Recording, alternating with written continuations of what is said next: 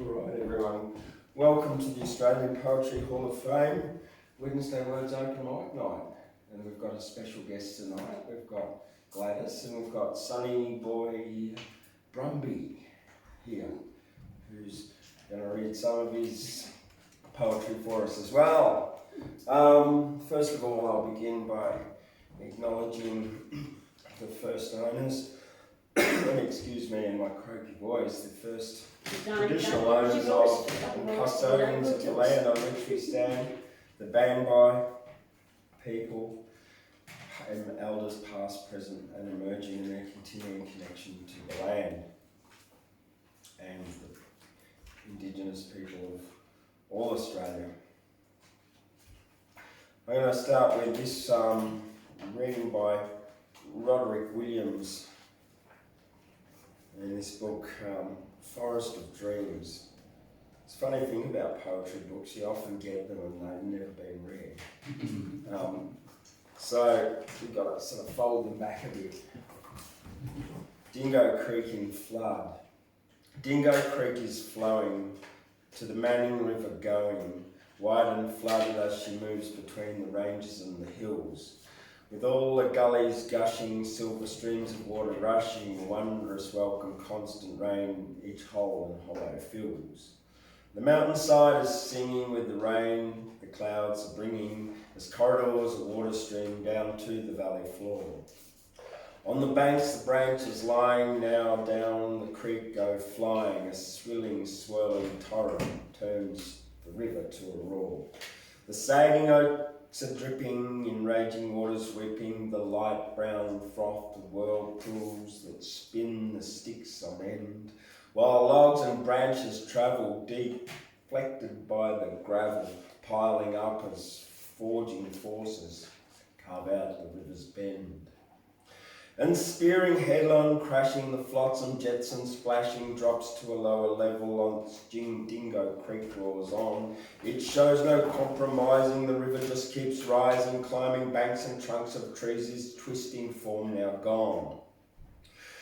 At midnight I awaken, the whole world is shaken by thunder sending tremors through the native life and trees. Though rain from skyward falling, I hear the distant calling of stormbirds while dozing, sense the colour burst ease. And overnight the ceasing of rain has caused decreasing in the levels of the water, now a deep and murky brown, with mud-soaked banks appearing. The sounds of birds I'm hearing from soaking bush and pasture where the moisture still runs down.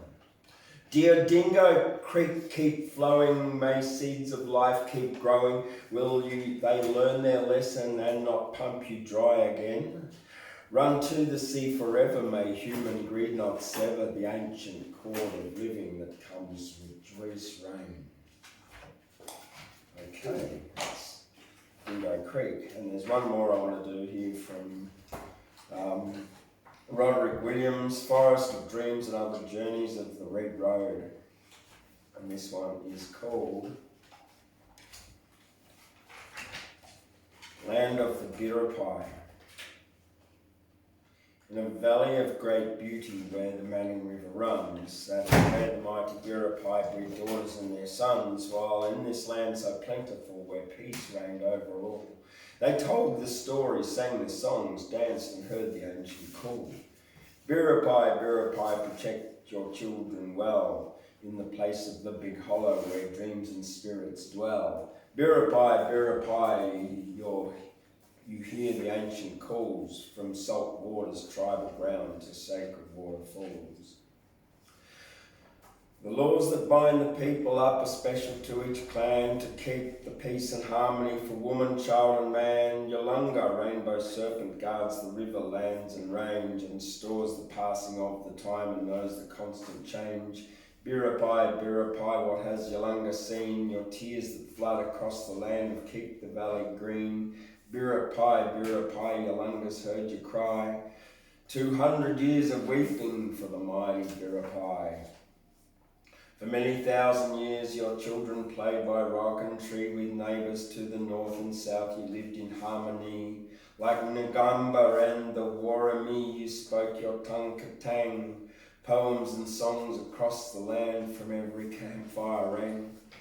Biripi, Biripi, they tore your heart in two, broke your song and smashed your clan till you were but few. Biripi, Biripi, they drove you from the land, abused your tribal sacred grounds and severed your command. The tribe is now regathered and lost and shattered years. The heartache slowly healing is now drying up the tears. Through teaching love, forgiveness, their children will grow strong with pride to feel the spirit in the land where they belong. Biripi, Biripi, you've reclaimed your right. Your totems are protected. Fly free into the night. Biripi, Biripi, your ancestors are sending strength to the end the bitterness. Your broken song is mending.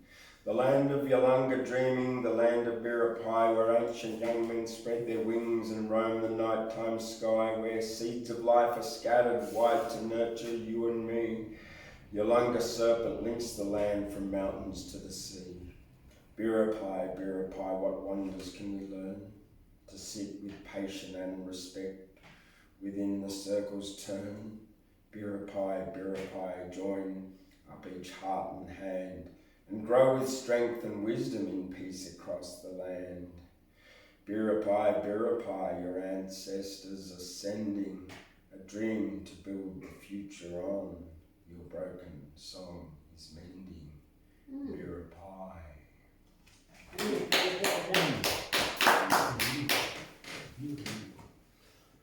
All right, this one, this book here, Australian verse from 1805, a continuum.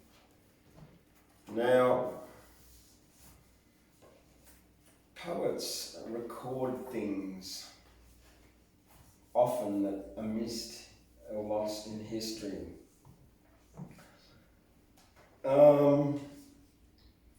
There's a place called Landing Flat. It's now known as Young, and it's in central New South Wales. Back in 1860 and 1861, there was a gold rush there, and they had what's called the Landing Flat riots. Now, when you read that history, there is no mention of this, what I'm about to read to you. This is a poem by Mary Gilmore. But what happened in Landing Flat in 1860 and 1861, there was a riot between the European settler gold miners and the Chinese gold miners. And there was about 2,000 white gold miners attacked 2,000 Chinese gold miners. And the difference was that the Chinese always worked together collectively, and they scoured the land and they took every little bit of gold on every bit of land, whereas the white people always worked on their own in small groups, and they were sort of looking for bigger claims.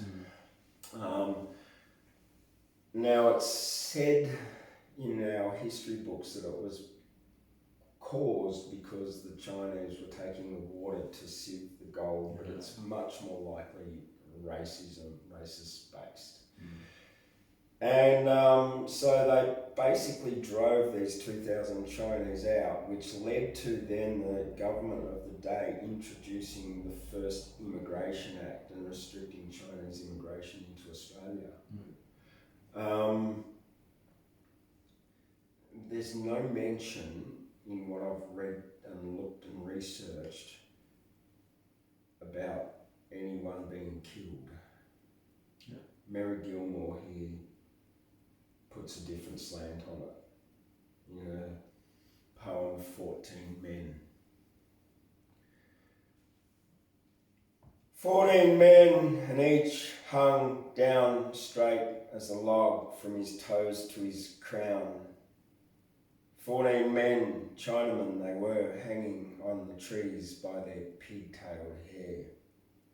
Honest poor men, but the diggers said nay, so they strung them all up on a fine summer's day. They were hanging as we came by, grown out on the front seat and on the back seat. That was lambing flat, and still I can see the straight up and down of each on his tree. Yeah. So what, do you know what year that was written by? Not long after that.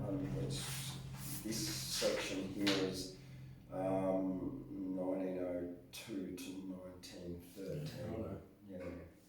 So probably a fair bit to it. So yeah, so she would have been by that stage 40 or 50 years old. So yeah, it's about when she was young. The facts would have still been there, well and truly fresh. Yeah. Yeah, right. There you go. Yeah. But yeah, there was no mention of anything like that, and I sort of thought I'd bring it up because we've just come out of the last week was the anniversary of the Mile Creek Massacre, which was the first time that settlers were charged with murder of 28 Aboriginal people just up the road up here at Mile Creek.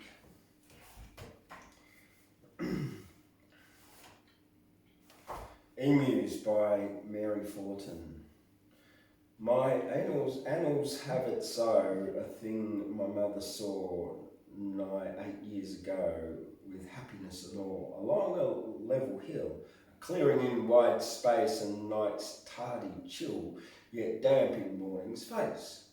Sight never to forget, solemn against the sky in stately silhouette, 10 emus walking by.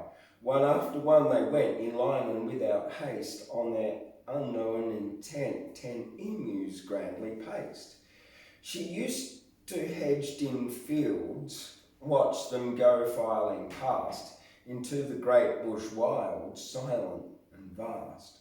Sudden that hour she knew that this far place was good, this mighty land anew, for the soul's hardihood, for hearts that love the strange, that carry wonder, the bush, the hills, the range, and the dark flats under. Mary Fullerton, Emus. I'll go on to, I was going to do South of My Country's Days by Judith Wright, but I decided not to because my throat's a bit croaky, and I'm going to do something that's a little bit easier on it. It's called Glasshouse Mountains, and the Glasshouse Mountains are up there in southeast Queensland, just north of Brisbane.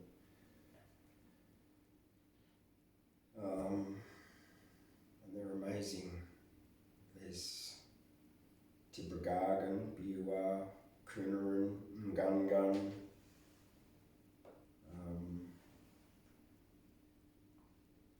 a whole bunch of them, yeah.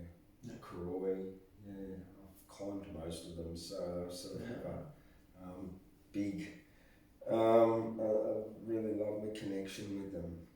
I used to climb Mount Koran up at Pomona every 4 times a week, and I did the King of the Mountain up there, so that was pretty, that was pretty amazing.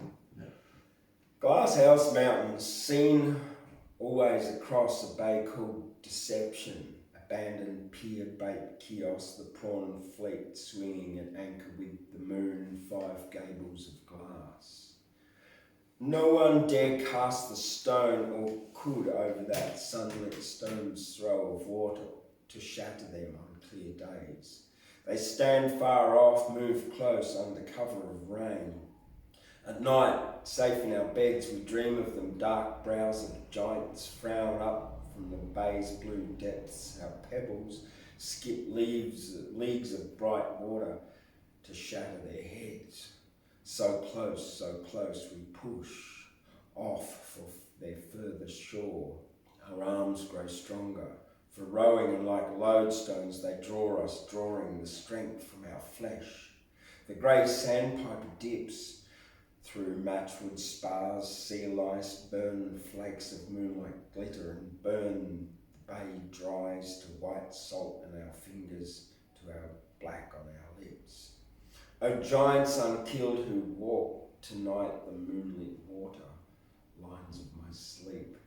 In the bay a small boy's throwing arm, weighed down with his shadows, 5 stones, 5 mountain peaks. And that's by David Malouf.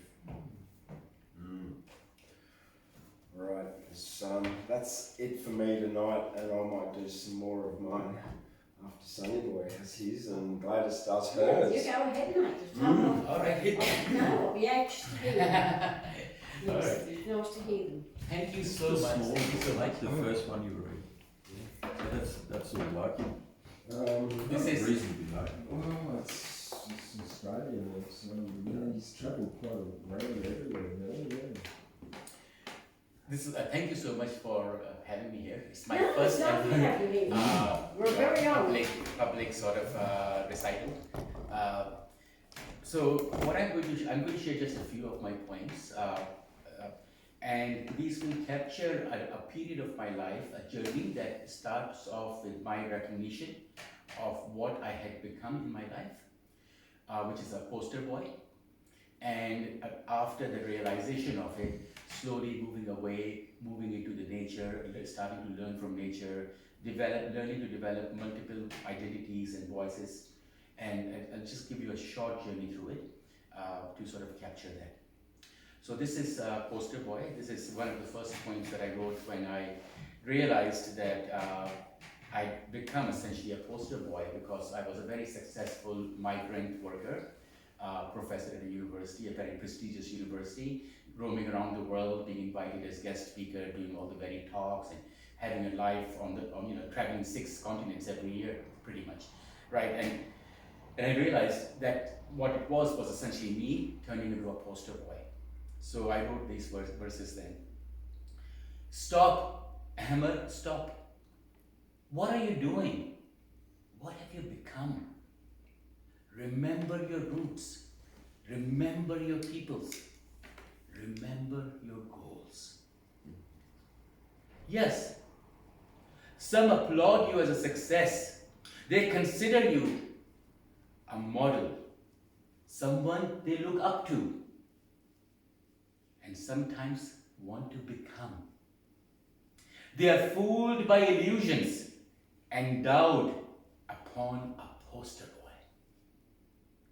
A poster celebrating what colonial subjects can become when they play white man's games in a white man's world. A technicolored advertisement empowering hegemonic discourses. Stop, Hammer, stop. Reflect, rethink, redirect. Remember your people. Remember your goals. Success doesn't come until your people succeed. So that's the first one when I sort of stopped everything I was sort of doing. I mean, still had to do a lot of stuff that I committed to, which I've now finished. And I'm not taking on any new work that would bind me back to the slavery that I was part of. All the things that I do are based on what my goals are. And my goals are to decolonize how we make knowledge and how we share knowledge. Because that's the root of how we see the world. We see the world because of the knowledge we have. And me and my colleagues are responsible for knowledge making. And therefore we are responsible for the messed up world that we live in. And I take the responsibility and I want to take it very seriously. So I stopped doing the kind of work I did and I redirected everything. And that's when I started really focusing more on poetry than anything else. I'll read you a poem. It's called Splendid, Simply Splendid. Now, this is 2 timelines, 1850s, a conversation in the 1850s, and a conversation in the 1940s. I'll tell you something significant about 1940s once I've read the poem. This is the 1850s, my part of the world. Sir, the danger is increasing. The natives are resisting. How ignorant, how savage. They don't appreciate our attempts to salvage. How can they know what's best for them? Let's save them in our God's name. Burn their books, destroy their past. Let us teach them what we want. Introduce money, buy us friends, give some wealth and lots of land. Teach people religion to hate each other. Break their union into different nations. Create new symbols, build new systems. Change the way they think and function. When this is done, come back to me and I will tell you what next can be. So we now move into 1940s, during which period everything that my ancestors knew was demolished. So we get into 1940s. Sir, I am pleased to report our progress. Your directives have brought us success. The natives are divided and broken. They are killing each other by dozens. Splendid, simply splendid. And now for the rest bits. Now for the next bits. Let us retire to our beautiful estates. Let our friends govern their new states. With our stories to guide their future, we can relax and let them suffer. Sell them books and let them know if they want progress, they can come for more. Invite some natives like me. Give them means like me. Turn them into posters like me for the rest to dream. When this is done, it will be seen. Those who fought us now fight in between. Now, I said I will tell you a bit about 1940s. 1940s is where my ancestors were fooled into believing that they are getting independence. There's never been any independence. Actually, the colonization has increased. There's less freedoms than there were even 100 years ago. So there's no end of colonization. It's ongoing. But 1947 is the year when we were given so-called symbolic independence. 1947 is also the year that my indigenous family up in Cape York, the last of the family from Cape York was captured from the bush and chained and brought down. It's the same English. In 1947, in one part of the world, they're giving us independence. It's the same English. In another part of the world, they are capturing people and enslaving them. 1940s tells us this. And of course, by the time the English came to Australia, they'd already colonized, most of the rest of the world. Africa, South America, Central America, North America, South Asia, Middle East, all these areas. They had learned all the lessons. So by the time they got here, they knew exactly what to do. And unfortunately, academia has a very negative role into play with it. And academia and education has to change. Now, as I mentioned, religion becomes a very big issue here, right? So, I've been spending quite a bit of time to understand what religion is. When people ask me, do you believe in God or Allah or something, I say I don't even believe in the category of religion. The category of religion, because it doesn't exist. Why do you need a category? You need a category if you are exposed to multiple things of the same kind. You need a category called fruit because there are different kinds of fruits. You need a category animals because there are different kinds of animals. Now, in a nomadic indigenous community, you wouldn't need the concept of religion because everybody would know everybody. There's no need for sorting out things. It's only when colonization started happening that the European colonizers went to different ports in different parts and they found different practices. And then they studied them and named them different things. They called them different cultures. They called them different languages. They called them different this and different that. Whatever that might be. Creating all these divisions that didn't exist through the creation of a category. So what were religion? Religions were practices, acts of sharing, of caring, of being human. Along came the preachers, turning actions into things, naming divisions of oppression. Today, religion lies in books. Something to own, something to fight about. Actions lost. Symbols take control. Tokens of belief to be had, no matter how they are gotten. Long gone are the practices that harmonized and healed. Today, owning symbols is religion.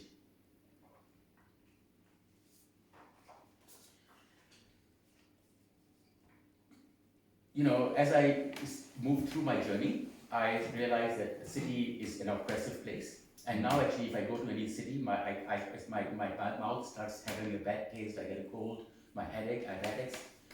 Cities are oppressive places. Once I left the cities and I started to sort of relax myself and just naturalize and reharmonize, I started feeling the spirits of nature, of Mother Earth. I felt that Mother Earth was telling me the words and giving me the rhythm, because I was not born with a lot of music in me, right? I did not have that. And I feel that it was the spirits of Mother Earth that gave me this. And so last year, at around the same time, I was in the Northern Rivers area, and I wrote this poem, a song. It's called The Spirits of the Forest. I usually like to perform it when I'm looking at looking at trees, because it's the spirits of the forest, but we don't have any trees, so I'm going to close my eyes and imagine them, because I still feel the positive energy in this room. So I can still do that. If I don't feel the positive energy, I will not read this poem. The spirits of the forest live high in the canopies. When we cut their lodges, they die along with the trees. The beasts who fill this forest live between the brook and mist. When we kill our rivers, they drown along with the fish. The lives who fill this planet live near, live far in between. When we murder our earth, we destroy both lands and dreams. Spirits of the forest live high in the canopies. When we kill their lodges, they drown, they die along with the trees. Trees, we have probably not understood, they've understood them the least. We, all biological creatures that we are aware of, are made of earth and water, different proportions of it. Humans, 70% water. That gives us the fluidity, we can move around. Trees don't have that proportion of water, they have more earth in them. They don't move around as fast. That doesn't mean they don't have mobility. That doesn't mean that they don't have intelligence. That doesn't mean that they don't have means of interacting with each other. It's just that our human perception, shaped by time and money and greed, and categories that created by science, has blinded us into seeing what the trees are. And while as a human, I would hope that this doesn't happen, but I do want to tell you what will happen if the night the forest wakes up. Once humans set the infinite as their goal, things finite turn into a resource to be carved up and sold in the name of endless growth. Once other beings, other lives become less, the world alters. If they are no use to us, why does their existence matter? The night the forest woke up was like any other night. Busy streets, honking vehicles, smoke-laden air, rivers of human waste. Then the forest woke up. Vines and shrubs and trunks crept across the land, searching for humans as they spread. Remembering the nightmares where they saw their own cut, they showed no mercy. No, not even to the old, weak, or young. And when the morning sun rose, sounds of birds filled the forests. Gone was the virus that had stolen the lands that were always, always theirs. I then found my way up to my new homeland, where I've been given rebirth by beautiful parents. You might know it as Cape York. I call it the land of the gold rivers, or the land of the gold mountains. That's the place where in 1947 they captured the last of my family. Notice these are people who lived on the land of gold. They were drinking, eating from gold. These were strong people. That's why they were one of the last to be captured. And I see what colonization has brought down to them. But that doesn't mean that the people have let go. No, this culture is strong. Their beliefs are strong. Their knowledge is intact. And in the learning that I've been receiving, a lot of these next few writings are actually based on not on my thoughts. They are based on the learnings that I've received from my family. So the words are mine, but the ideas belong to the land and the people of the land. This one is a question, starts with a question. What can never be given to the greedy? What can never be given to the greedy? Born into a world of greed, one learns to want early. Taught through words written in books, one builds beliefs without observance. Fed on food sourced from oppression, one confuses suffering with life. Forced into labor and forced by law, one loses dignity again and again. Broken by a system built on symbols, one clings to any hope one can. Once all is lost, one finally realizes enough cannot be given to the greedy. The people of Gold River want nothing and need even less. If the greedy man could greed, they just want to be left alone. And as the greedy man withdraw, let them remember this. The bush is never, never owned. It is shared with all that make it home. Gold over pound white. Imagine the riches of a land drenched in gold. Golden dragonflies guarding glittering gorges. Golden dragonflies guarding glittering gorges. There, the people of Gold River reside. Their home, harmony, paradise. Gold glows over Mount White. Colors no words can describe. There, one gets lost in beauty, paradise, harmony, home. I spent a number of months there, camped outside my family's home, under my dreaming tree, and I had always thought of trees as being the most regenerative of the living organisms that we can see. And so I've been taking a lot of pictures of them, and this one here, you can see it's falling down, and then you might presume that it's dead, but that is regrowing. So I wrote this little line here, with Prof. Nomad as the name. let us find hope in this metaphor. Us humans, together are a tree. And a tree, although falling, can regenerate and stand tall again. How? Through indigenous education. Why? Because through indigenous education, young people develop independence and skills needed in community.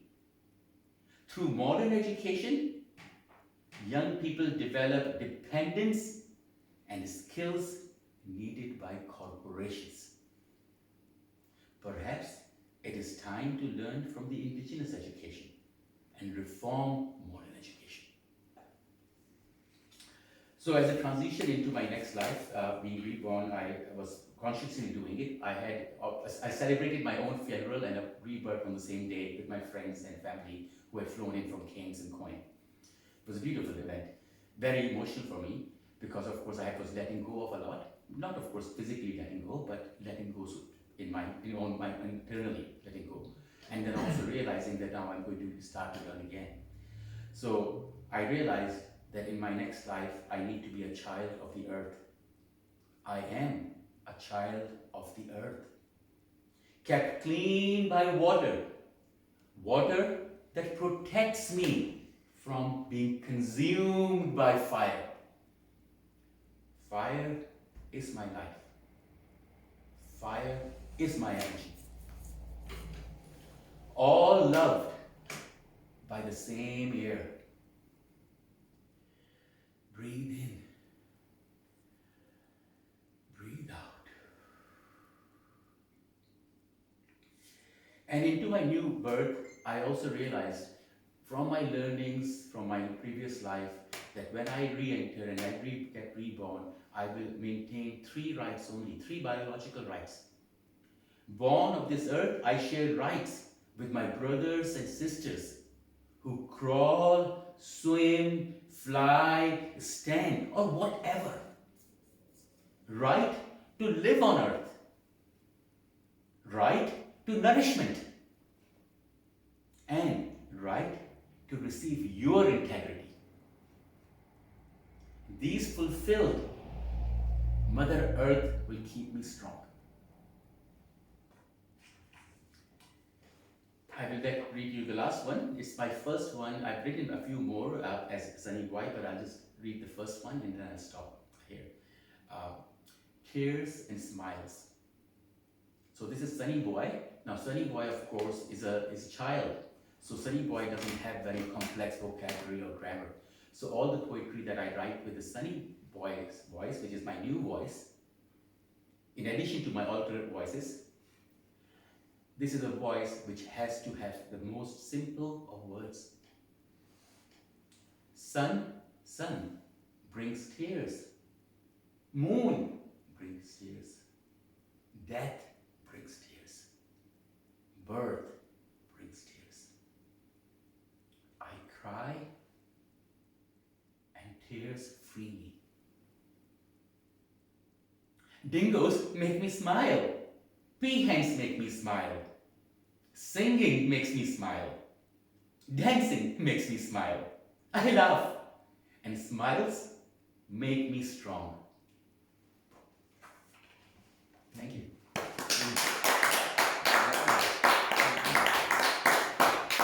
Right. Well, Gladys, are you ready to come and do yours? I'm ever ready, John. Gladys Wilson, yes, okay.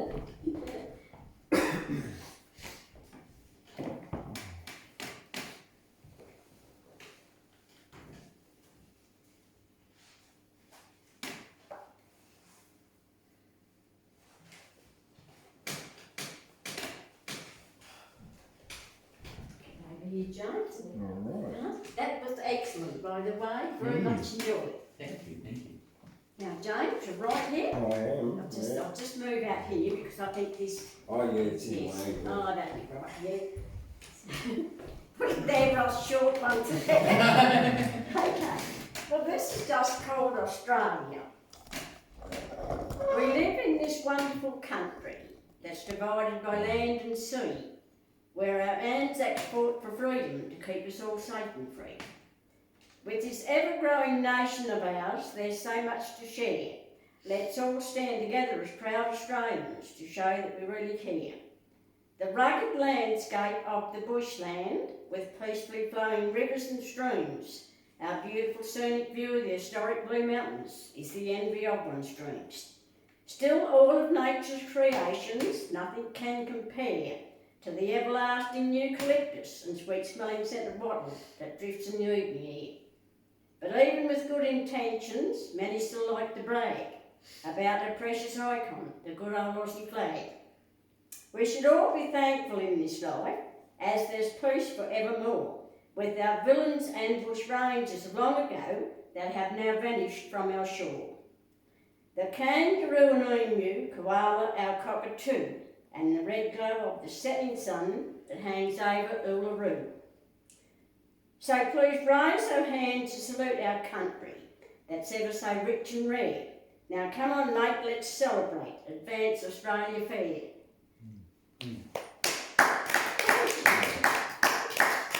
But it's been nice meeting you anyway, mate. Yeah, it's been lovely meeting you. It's lovely having you both here tonight. What's that, John? Another one for us tonight? Yes, I have got another one if you don't mind to read it. Yeah. Right, okay. Yeah. Now this one's on, this is a little bit different. I think this is, oh yeah, now this is just called the shearing shed. This shearing shed once proudly stood out here among the pines, surrounded by weeping willows and evergreen creeping vines. Now the shimmering glow of the moonlight shines brightly all around as the wind blows through this weathered old relic with such a haunting sound. The shearers, drovers, rouseabouts and cook still share those wonderful memories of how things used to look. But many travel far and wide to shear in this shed, their precious flock of merinos, all 2,000 head. As time turns back the pages, history will unfold, like sheep once shorn here, with fleeces just like gold. No more the rattle of rafters, as clicking shears are still, and the tally board that's left is gone, and forever will. Now the creaking floorboards the shearers no longer tread, spells the end of an era for this old shearing shed. Good, James, thank you. Thank you, Gladys.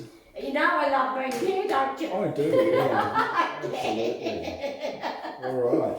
Cool. Thank you. Good, thank you. Well, I've got some that I've written this week to do now.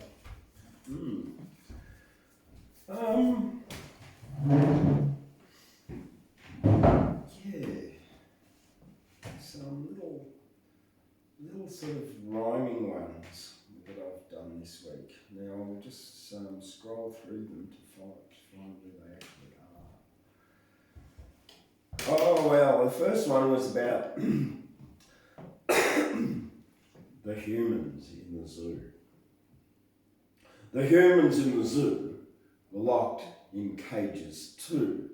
The animals were free, the animals came to see the humans on their swings doing silly things. Oh, I'd hate to be there, said the polar bear. A monkey wearing pants yelled, show us how you dance! Do you want some nuts? Humans have funny butts! Along came a cockatoo. Hello human, how are you? Then a hippopotamus said to the rhinoceros, don't get too close to them, they're dangerous, those men. The elephant and lion agreed that the humans should not be freed, and all the animals returned home to where they could freely roam, and the humans stayed in the zoo, locked in cages too.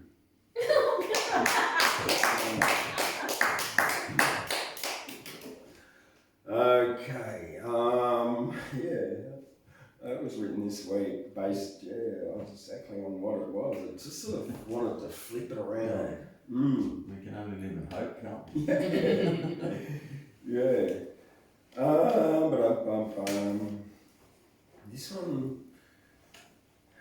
there's something that I'll share. What you do with it, I don't care. Every coin has three sides, heads, tails, and the edge of sides. and everyone has a gift, every human life to live. Everyone has a gift to give, each human a life to live, each coin given as a gift is received and gives a lift. Everything done is an action, every action has a reaction, every inspiration is time to go along, least resistance and to flow. Do what you will with this information. Synchronicity leads to integration in your life. You will fashion when you follow your true passion. Then abundance is your course, gratitude that life supports. When you ask for what you need, ask with love and not with greed.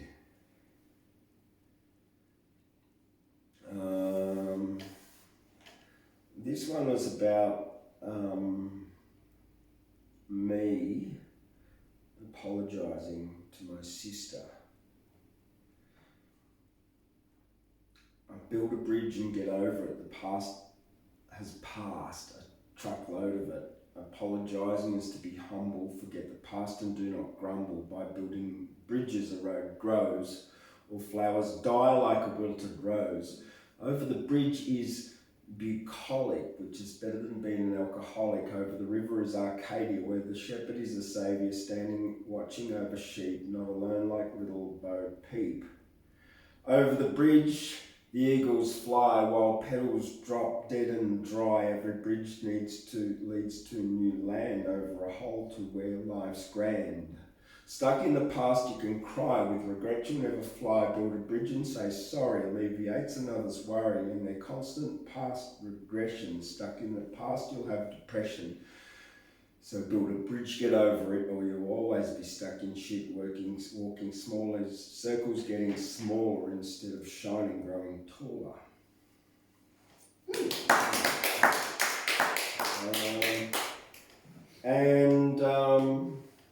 All right.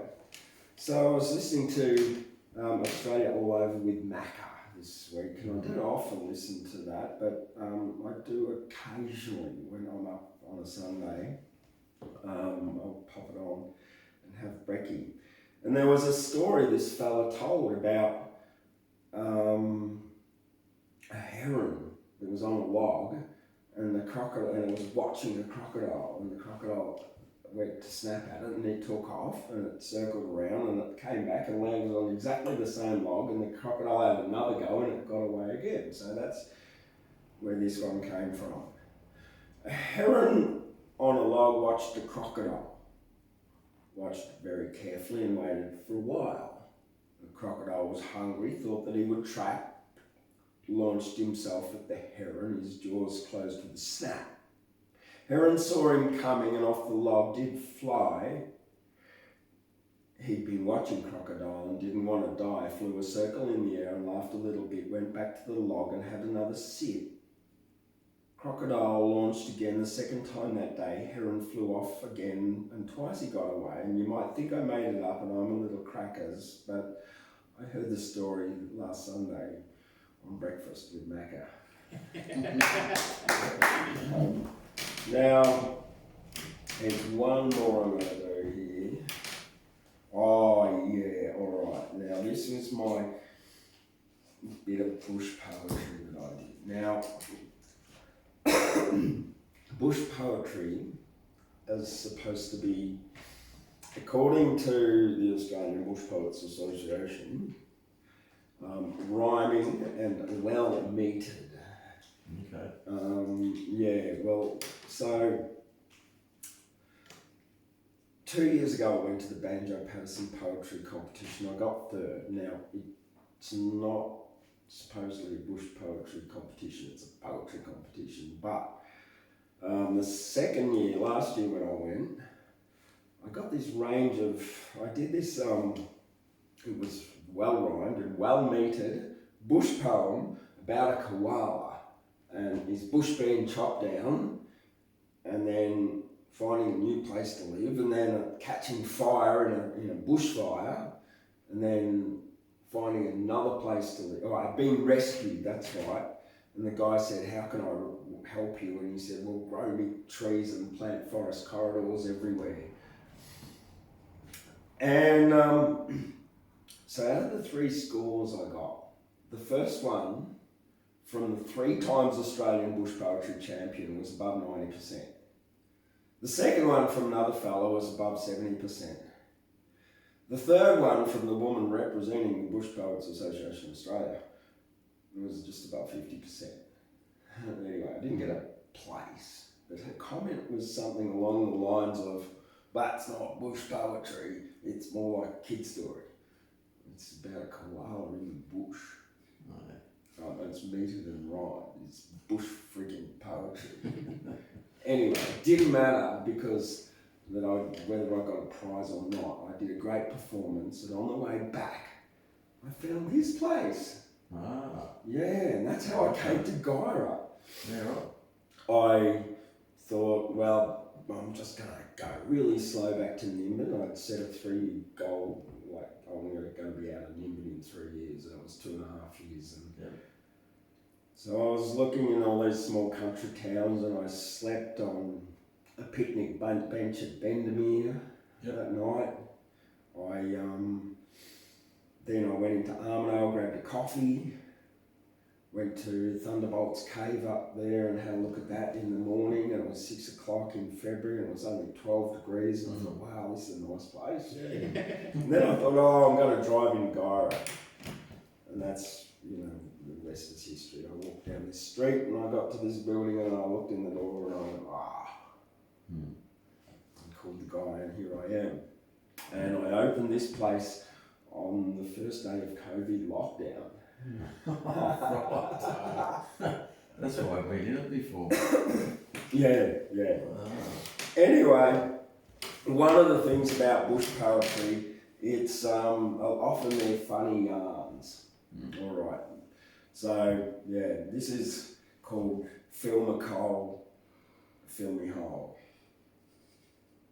A peaceful place was Froggy Flat. And my story's funny about a man called Phil McColl who fell headfirst in the dunny. It was a dark and lonely night, and this is not a joke. As Phil walked to the toilet, the dunny made a croak. He turned his phone torch on and opened up the door, and as he walked inside, the dunny croaked once more. Then the dunny kept on croaking in the middle of the night, and he shone his torch about to find everything all right. It was a long drop compost toilet, not a pleasant smell. And as he opened up the lid, he tripped and his phone fell. It was dark inside the dunny, but he knew his phone was right. It had landed on the sawdust, and Phil could see the light. He went back to the kitchen and he got a pair of tongs. His feet were cold, and so he put on a pair of thongs. In the dark he couldn't see the thongs belonged to his wife. They were much too small and the cause of the coming strife. His wife awoke to an empty bed and also needed to pee, and in the dark she donned Phil's thongs because she couldn't see. Well, in Froggy Flat, the dunny is way down the garden path, and in Phil's big thongs, Mrs. McColl slipped and fell flat on her ass. Phil was head first in the toilet, and he was leaning in, reaching for his phone, when Mrs. McColl burst in. She saw her thongs on Phil, and she began to yell, and in surprise, Phil lost his grip, and that is when he fell. Head first down the dunny and landed on his phone. He wiped it off, and that is when he found he wasn't alone, because there inside the dunny was a giant green tree frog staring him in the face and croaking "Wah" on a log. Mrs. Mac looked down the hole and said, "What can I do? I'm busting for a pee and I really need to poo. I've got a turtle head and it's starting to poke out."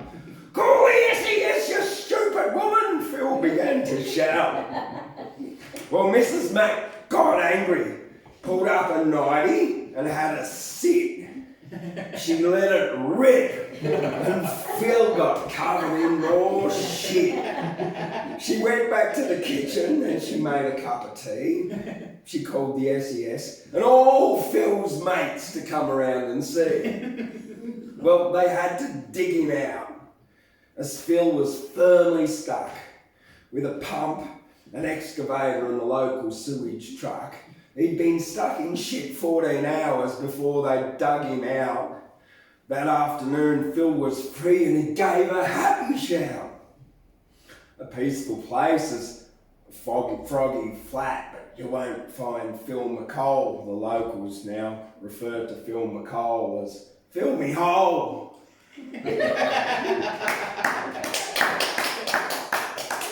So yeah, that's my bush poetry, and I figure, yeah, I've got to make a funny one, maybe I can get her to laugh. I got used to laugh, so yeah. Well, that's it for me tonight. Thank you very much, Sunny Boy Brumby. Thank you, Gladys. No, thank you, John. And Gav, thank you for That was coming. nice to and have the bring guys the in here. audience, Yes, yeah. one woman and all these men.